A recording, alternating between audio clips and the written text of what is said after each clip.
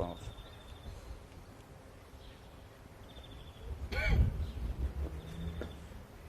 Կառավարության հարգելի անդամներ, պետական և տեղական ինքնակառավարման մարմինների հարգելի ներկայացուցիչներ, հարգելի էկոպարեկներ, այսօր արդեն երկրորդ մարզում, Տավուշի մարզում իրականացնում ենք էկոպարեկային ծառայության աշխատանքի մեկնարկը, առաջինը տեղի է ունեցել Սյունիքում և իհարկե այս գործընթացը լինելու է շարունակական։ Սա կարծում եմ նոր փուլ է Հայաստանում էկոմիջավայրի և բնապահպանական ընկալման տեսակետից և նաև ծնունդով իջևանցի լինելով և իմանալով լավ մեր անտառները հետևյալն եմ ուզում ասեմ, ինչը վերաբերվում է և Իջևանին, և Տավուշի մարզին, և ընդհանրապես մեր երկրի բոլոր անտառներին և ընդհանրապես մեր երկրին, մեր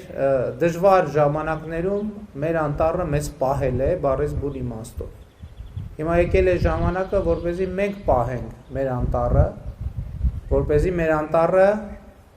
մեզ շարունակի պահել, բայց այս անգամ այլ իմաստով և տրամաբանությամբ։ Մեր խնդիրն է այսօր ի վերջո մեր գիտակցությունը և ընկալումը փոխել, որ անտառը և այն բնությունը, որ մենք ունենք, անգնահատելի հարստություն է, այլ բան թե ինչպես ենք մենք օգտվում և օգտագործում այդ հարստությունը։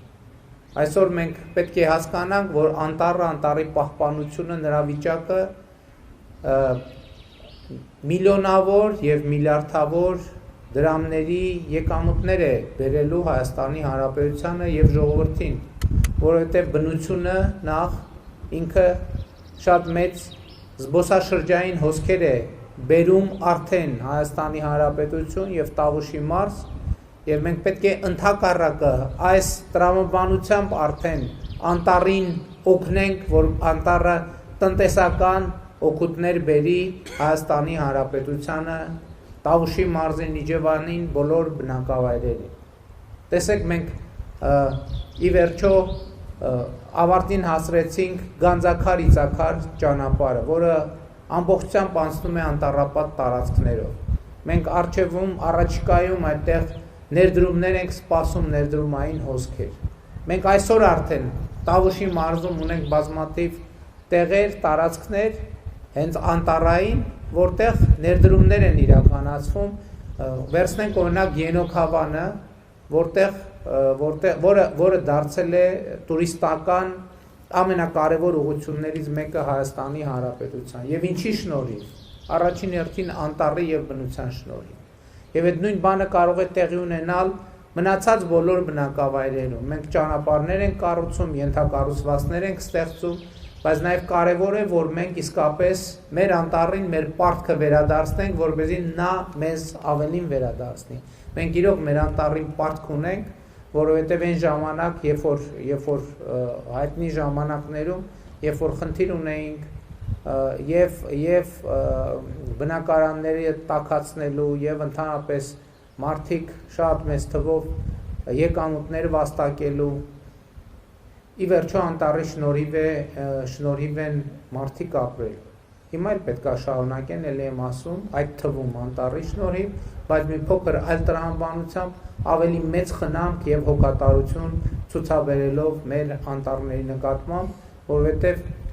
այսօր արդեն ես հիշում եմ 2019 թվականին, երբ էլի շատ մեծ լարվածություններ կար, որովհետև մենք խնդիր էինք դրել ապօրինի ծառահատումները կասեցնել, շատ մեծ լարվածություններ կար և առաջացել էր և Իջևանում, և Հաղարծին գյուղում, որը էլի իմ մայրական կողմի հարազատ գյուղն է, և ես այն ժամանակ մարդկանց ասում եմ, որ մենք պետք է փոխենք վերաբերմունքը անտառից եկամուտներ ստանալու, անտառը բարեկեցության գործոն դարձնելու մեր դիտանկյունը պետք է փոխենք, և այն ժամանակ շատ մարդկանց համար անհասկանալի էր, թե ինչի մասին է խոսքը, բայց այսօր օրինակ նույն Հաղարծին գյուղում բոլորը տեղյակ եք, որ նոր գործարարության նոր ձև է առաջացել, այն վիլիսները, որոնք կամ մյուս մեքենաները, որոնցով մարդիկ անտառից փայտ էին բերում, հիմա դարձել են գունավոր եւ գույնզգույն մեքենաներ, այդ մեքենաներով զբոսաշրջիկների են բարձրացնում դեպի դիմաց լեռ կամ այլ անտառներ եւ դրա շատ ավելի մեծ եկամուտներ են ստանում, քան նախկինում կարող էին ստանալ։ Իր հերթին այդ հոսքերի շնորհիվ աշխատում են կրպակները, խանութները, ճաշարանները, ռեստորանները եւ այլն եւ այսպես շարունակ ավտոսպասարկման կետերը եւ կարելի է անվերջ թվարկել։ Եվ հետեւաբար անտառը մեր մեծ հարստությունն է եւ այդ մեծ հարստությունը իհարկե պատկանում է մարդկանց Հայաստանի Հանրապետության քաղաքացիներին, բնակիչներին, բայց մենք այդ կոպիտ ասած այդ կապիտալը ոչ թե պետքա մսխենք, այլ այդ կապիտալը պետք է կարողանանք գործածել այնպես, որ նա ավելի ու ավելի շատ եկամուտներ բերի մարդկանց, ինքը մնալով ոչ միայն մնալով անձեռնմխելի, այլև այդ կապիտալը գնալով պետք է մեծանա, այդ կապիտալը գնալով պետք է զարգանա, ել չեմ խոսում, որ այստեղ կան զուտ բնապահպանական, առողջապահական խնդիրներ, որ լավ բնությունը, լավ անտառը նշանակում է ավելի լավ օրակ օդ, ավելի լավ առողջություն, ավելի լավ տրամադրություն, ավելի լավ միջավայր եւ սա իհարկե արժեքներ են, որոնք մենք գումարով գուցե չենք կարող գնահատել կամ գնացուցում անել, բայց այնուամենայնիվ այդ ամենը շատ կարևոր է եւ իհարկե այս կապիտալը մենք պետք է պահպանենք, զարգացնենք եւ փոխանցենք սերունդներին։ Ես եւ այս ամենի առաջին շարքում, առաջին գծում լինելու է էկոպարեկային ծառայությունը։ Ես շատ ուրախ եմ, որ նաեւ այդ տրամաբանությունն է փոխվում եւ բովանդակությունն է փոխվում, սկսած արտաքին տեսքից, սկսած տեխնիկական համալրումից եւ իհարկե այս ամեն ինչը իզուր եւ անիմաստ կլինի, եթե տեսքի հետևում չլինի բովանդակություն, չլինի նվիրվածություն, չլինի իրական ծառայություն եւ չլինի խորը գիտակցում, թե ինչ կարեւոր աշխատանք է տեղի ունենում։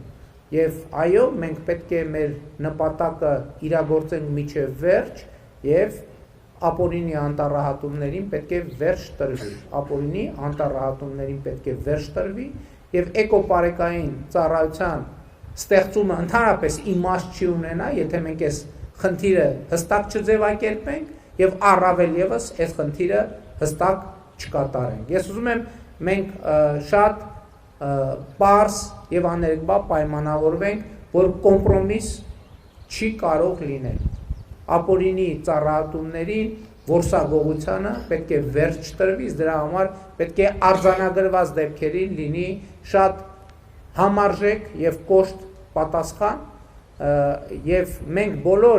բոլոր մեր քաղաքացիներին պետք է ուղղորդենք անտառներում եւ անտառներով զբաղվել բացառապես օրինական գործունեությամբ եւ դա հնարավոր է եւ իմ նշած օրինակները դա ցույց են տալիս։ Շնորհավորում եմ բոլորիս, շնորհավորում եմ էկոպարեկային ծառայությանը, շնորհավորում եմ մեր անտառներին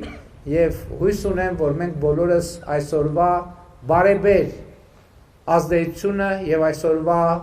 բարեբեր արդյունքները կտեսնենք եւ իհարկե նույն ուղերձով մենք կլինենք նաեւ մյուս մավայրերում, որտեղ սպասվում է էկոպարեկային ծառայության աշխատանքի մեկնարկը։ Փառք նահատակներին եւ կեցցե Հայաստանի Հանրապետությունը։ Շնորհակալ եմ։